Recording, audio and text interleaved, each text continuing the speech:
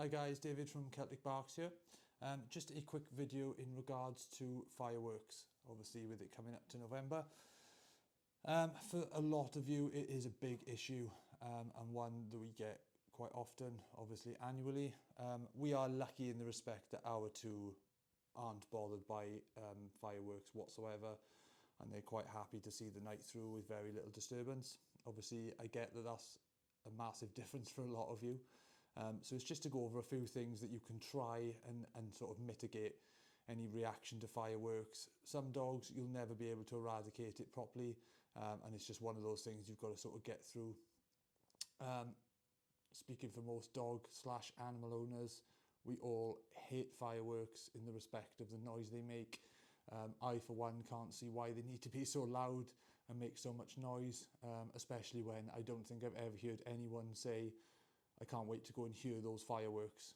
They're all visual, so I don't get why we can't just have the fun of the visual aspect and they don't need to be so loud, because there are such things as silent fireworks. But anyway, that's for a different argument. So, things you can do. So first of all, if you are crate training your dog, or it is crate trained, whichever the case may be, make sure that that is a nice comfortable space. Put a chew in there.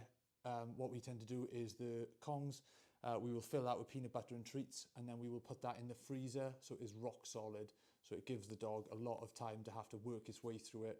It's not a case of just going in, licking the peanut butter out in 10 minutes and then they're agitated and on the go looking for the next thing. So if you're using a crate, make that crate nice and comfortable, cover your bed and a Kong that can go in there.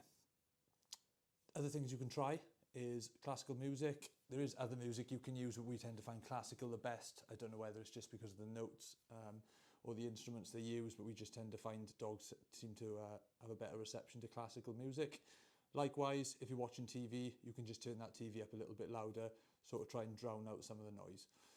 Other things you can try, which we've used before, is almost creating like a snood around the dog's neck and head. Serves as two purposes. It's a comfort blanket around them, making them feel secure, and also it does drum out and deafen some of the noise, obviously having material over the years. You can go that one step further and maybe use a blanket or a nice soft woolly jumper that you may have worn that has your scent. Again, the scent of you is going to comfort that dog. Okay, so that's another thing you can try. We do say and suggest medication. However, I'm not going to recommend any medication. We've used CBD oil in the past, but again, I'm not recommending anything medical, purely because every dog is different. They react different. They've got different allergies. Some dog it works, some can have a negative reaction to it. So with anything medical, I would always say consult a vet and make sure that you discuss the product with them first before giving it to the dog, as it can have a detrimental effect. Okay, but the main problem I would say that we see with fireworks and other noise disturbing behaviours, not just fireworks, is the owner's reaction. Although it's very hard when you can see your dog is distressed from loud noises, outside environments or fireworks, try not to get into the habit of mollycoddling and, oh, it's okay, comfort, squeeze in tight. Yes, it's nice to comfort your dog when they're in distress. However, what you have to remember is the dog is looking to you for confidence. So for argument's sake, giving you an example, if you're at home on the night of fireworks night and a loud bang goes off, just ignore it. Act like you haven't heard that noise, and your dog will follow suit. Obviously, it's slightly different if your dog is barking and running around the house, then you're going to have to calm them down somewhat. I would suggest putting them on a training lead, because sometimes the bangs can startle a dog and it can send them off in a reaction where you can't grab hold of them.